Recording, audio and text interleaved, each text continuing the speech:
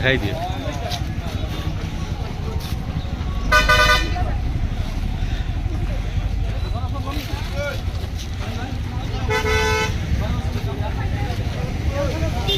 হয় উজনি অসমৰ বান পলৰ পিছত সৰ্বহাৰা হৈ পৰিছে বিশেষকৈ উজনি অসমৰ তিনিখনকৈ জিলাৰ সাধাৰণ ৰাইজ আৰু সেই ৰাইজক কিছু পৰিমাণে সকাহ দিবলৈ ইতিমধ্যে সৰ্বোচ্চ প্ৰকাৰে অসমৰ বিভিন্ন প্ৰান্তৰ পৰা ৰাইজে সহায় সহযোগিতা আগবঢ়োৱা দেখা গৈছে আৰু সমান্তৰালভাৱে হোজাই জিলাৰ নীলবাগানৰ যি হাজিয়া আজমল আলী কলেজৰ ছাত্ৰ ছাত্ৰী আৰু শিক্ষক সমাজে আজি এই বান সাহায্য তুলিবলৈ সমগ্ৰ নীলবাগান বজাৰত তেওঁলোকে এইদৰে পদযাত্ৰা কৰি পেলাই বান সাহায্য তুলি ফুৰা দেখা গৈছে। মই সৰ্বপ্ৰথমে মোৰ সতীৰ্থৰ জৰিয়তে সেই পৰিৱেশটো দেখুৱাবলৈ যত্ন কৰিছে। এয়া হৈছে হাজী আজমল আলী কলেজৰ ছাত্ৰ ছাত্ৰীসকল আৰু শিক্ষক সমাজ। তেওঁলোকে এইদৰে আজি সমগ্ৰ গোটেই দিনটো তেওঁলোকে নীলবাগানৰ প্ৰত্যেকখন দোকানত বা প্ৰত্যেকজন ৰাইজক লগ ধৰি পেলাই এইদৰে বান সাহায্য সংগ্ৰহ কৰা দেখা গৈছে।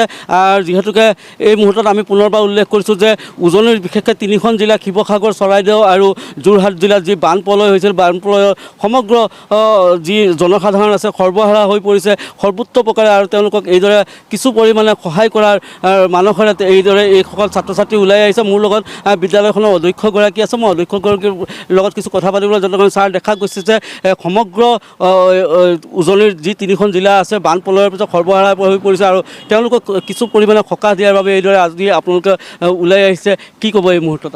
হয়, আমি আজি হাজী আজমল আলী কলেজ নীলবাগানৰ ফালৰ পৰা আমি ইতিমধ্যে অসমৰ তথা ভাৰতবৰ্ষৰ এটা ডাঙৰ ইছ্যু যে বানপানীৰ সমস্যা, আৰু ইতিমধ্যে উজনি অসমৰ প্ৰায়কেইখন জিলাই এই বানৰ কবলত পৰিছে আৰু মানুহৰ যি দুৰ্যোগ, সেই দুৰ্যোগৰ প্ৰতি আমাৰ ল'ৰা ছোৱালীবিলাকৰ যি তেওঁলোকৰ তেওঁলোকৰ মৰ্ম বেদনা, এইটোৰ প্ৰতি উপলব্ধি কৰি তেওঁলোকে নিজে এটা ইনিচিয়েটিভ লৈছে।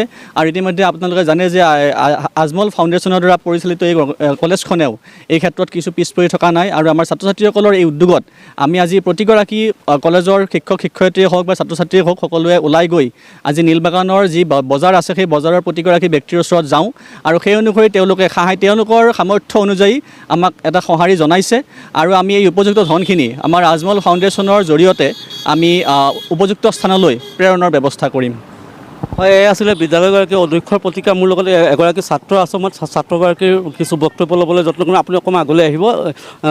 দেখা গৈছে যে যি বান প্ৰলয় হৈছিলে উজনি অসমত সৰ্বহাৰা হৈ পৰিছে জনসাধাৰণ, কিন্তু তেওঁলোকক কিছু সকাহ দিবলৈ বাবে এইদৰে ওলাই আহিছে। কি ক'ব এই মুহূৰ্তত? কেনে অনুভৱ হৈছে আপোনালোকে?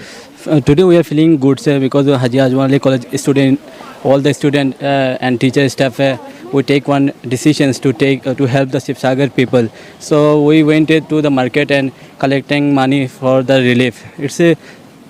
We can say it's a happy moment for us we can support the people of Sibsagar. হয়, এগৰাকী ছাত্ৰৰ প্ৰতিক্ৰিয়া আছিলে আৰু মই পুনৰবাৰ মোৰ সতীৰ্থক সেই দৃশ্যসমূহ দেখুৱাবলৈ অনুৰোধ জনাইছোঁ। এইসকল মহাবিদ্যালয়খনৰ ছাত্ৰী আৰু এওঁলোকে এইদৰে আজি ৰাজপথত ওলাই গৈছে যাতে এই যিসকল সৰ্বহাৰা হৈ পৰিছে বানত, সেই সৰ্বহাৰা হোৱা বানৰ যিসকল লোক আছে সেইসকলক কিছু পৰিমাণে সকাহ দিয়াৰ তেওঁলোকে যত্ন কৰিছে। মোৰ লগত এগৰাকী ছাত্ৰী আছে, কিছু কথা পাতিবলৈ যত্ন কৰিম। কি ক'ব? দেখা গৈছে যে যি উজনি অসমত যি প্ৰলয়ংকাৰী বান হৈছে বিশেষকৈ তিনিখন জিলাৰ ৰাইজ ইতিমধ্যে সৰ্বহাৰা হৈ পৰিছে আৰু আপোনালোকে এইদৰে ওলাই আহিছে আজি তেওঁলোকক কিছু পৰিমাণে সহায় কৰিব। কেনে অনুভৱ হৈছে? হয়, আজি আমি সকলো হাজী আজমল আলী কলেজৰ পৰা ছাত্ৰ ছাত্ৰীৰ দ্বাৰা মোৰ শিক্ষক শিক্ষয়িত্ৰী সকলো গৈ আমি এই বানপানীৰে পীড়িত মানে তিনিখন ৰাজ্যত হৈছে, তিনিখন জিলাত হৈছে, বিশেষকৈ শিৱসাগৰ, যোৰহাট আৰু চৰাইদেউত মানে মানুহৰ বানপীড়িত হৈ বহুতো কষ্ট কৰি আছে।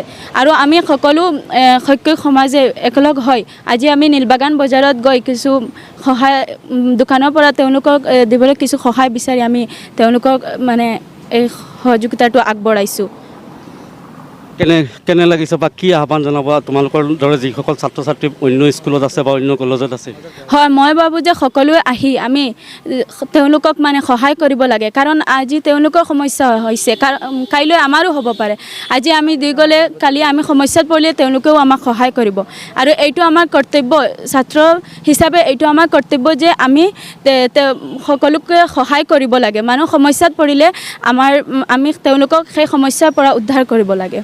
হয়, এয়া আছিলে বিদ্যালয়খনৰ অধ্যক্ষ শিক্ষক সমাজ তথা ছাত্ৰ সমাজৰ বক্তব্য। আৰু ইতিমধ্যে আমি পুনৰ পৰা উল্লেখ কৰিছোঁ যে এই যি বিপৰ্যয়ৰ সময়ত তেওঁলোকে কিছু সকাহ দিবলৈ এইদৰে আগবাঢ়িছে। মই পুনৰ পৰা সতীৰ্থক মই ৰাস্তাৰ সিটো পাৰৰ এটা দৃশ্য দেখুৱাবলৈ যত্ন কৰিছোঁ। এইদৰে তেওঁলোকে কলেজৰ সন্মুখত যিসমূহ বাহন আছে সেই বাহনসমূহ ৰাখি পেলাই এইদৰে তেওঁলোকে বান সাহাৰ্য যি আছে সেই বান সাহাৰ্য সংগ্ৰহ কৰা দেখা গৈছে। মোৰ সতীৰ্থক সেই পৰিৱেশটো দেখুৱাই গৈছে। এয়াই হৈছে হাজী নীলবাগানৰ হাজী আজমল আলী কলেজৰ সামগ্ৰিক দৃশ্য। আৰু এইদৰে তেওঁলোকে আজি উৰে দিনটো এইদৰে বান সাহাৰ্য কৰিছে। আৰু তেওঁলোকে এটা কথা উল্লেখ কৰিছে যে এই যি বান সাহাৰ্য তেওঁলোকে সংগ্ৰহ কৰিব সেইখিনি তেওঁলোকে উপযুক্তভাৱে যাতে এইসকল লোকক পোৱাৰ ব্যৱস্থা কৰে তাৰো ব্যৱস্থা কৰিব বুলি ইতিমধ্যে বিদ্যালয় কৰ্তৃপক্ষৰ ফালৰ পৰা আমাক জানিবলৈ দিছে।